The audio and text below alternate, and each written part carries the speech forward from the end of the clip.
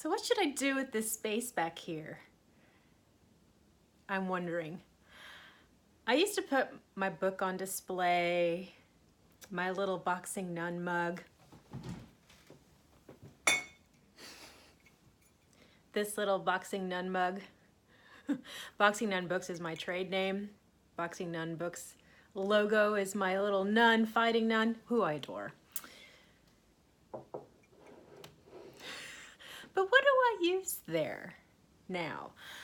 I mean, I could keep my book there, but now that we know we're evolving beyond that to Reframe It story meditation, and I'll eventually, hopefully, in the next 6 to 8 weeks or so, be uploading the Reframe It online course, revised and updated completely into the Reframe It story meditation membership portal, exclusively for those subscribers.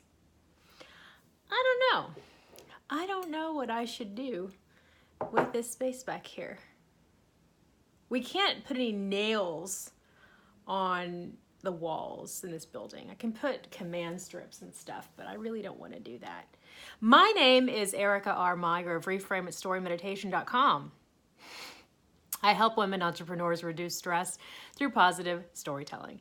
And it was the loss of my father to cancer in 2015 that inspired curiosity about positive mindset.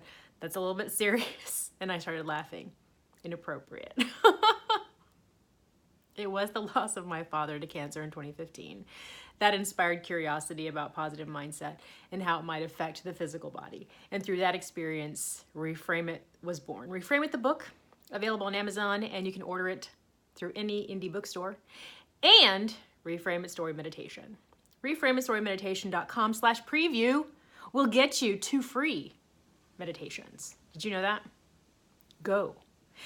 I started a new series last week called Reframe of the Week. I used to do Life Annoyance of the Week. Then I stopped for no real good reason. So I thought I would bring it back. I keep holding this. I'm going to put it down. I started Reframe of the Week. I don't know where I left off. Okay. Started Reframe of the Week, repackaged from it used to be brains. It's repackaged. It used to be Life Annoyance of the Week. I now call it Reframe of the Week. It just sounds better. Okay. Let's talk jury duty. I talked a little bit about this in my Instagram a while back when I first got my jury summons. I will know in a couple of hours if I am to report on Monday to jury duty. I'm technically on standby all week, but they ask you to check their website if your group is to report starting Monday. I will find out soon. Jury duty for me is fun. I don't mind being called. I don't mind serving. I've served twice before. Once on a civil, I think it was a civil case, yeah. And it was a violation of a restraining order. Really interesting, with a lot of psychology. And I served on a grand jury, which was way cool. But jury duty to me is something I actually don't have a problem with. I know that it's something I'm very curious to know for those of you who find it just such a pain in the butt to do, such a, just like a true life annoyance. I want to know how you reframe that. If it's a true life annoyance for you, a disruption of your schedule, disruption of your work, if it's one of those things that you consider just an absolute annoying disruption, how do you reframe it positive? I want to know. I want to challenge you to think about it and tell me. Arrive at something. For me, I love people watching. As a fiction storyteller, I've been a fiction storyteller in one form or another since I was 5 years old. It's so much fun to learn about a process like the court system. I mean, I know there have been a gajillion books and movies and documentaries about it.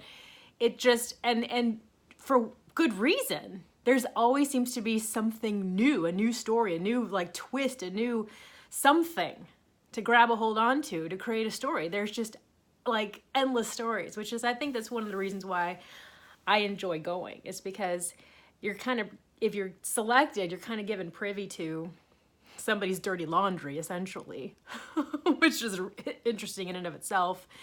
And you just kind of like see a lot of different elements of the human condition, if that makes sense. You get to see a lot of different, just, you know, potential story elements. You can learn from it, I think, in so many ways. I know there's a lot of injustice, obviously. That goes without saying. But I think that it's just, again, just a whole interesting process to me. And so reframing it to me doesn't really, I have to, obviously, we don't have a vehicle, so I got to go pay, you know, an Uber or Lyft to go down there. But luckily, hooray, I got some free credit from Lyft. So if I have to go report Monday or any day next week, I essentially have a round trip, you know, trip for free, which is great. I'm also going to use the time. It's in, you know, the City Hall area. And after I was thinking, you know, after I'm done, if I don't have to report and I just kind of go through the motions and get dismissed, I was thinking, you know, the San Francisco, the main public library is there. Fun. I can go and just check it out and maybe sit and relax and do some work or whatever there. Yay. There's all these different little things. So I'm looking forward to it. I'll know, like I said, I'll know in a couple hours. If I'm supposed to report starting Monday. But again, I'm on standby all week regardless. So we'll see what happens. I've never served in San Francisco before. Or I've never actually had to. I've been summoned once, but my group was dismissed and I didn't even have to step foot in the City Hall. So we'll see what happens. But if you are one of the ones that don't like jury duty at all, how do you reframe that? How could you reframe that positive the next time you're called? Yeah, so you guys have an amazing weekend. I will do a happy moment of the day prompt later on this afternoon, this evening. Make sure to come back to the page and enter your entry for your happy moment. And again, reframeitstorymeditation.com, stress reduction for women entrepreneurs, unconventional story meditation, 2 free ones waiting for you. reframeitstorymeditation.com/preview. Have an amazing weekend, y'all, and happy reframing.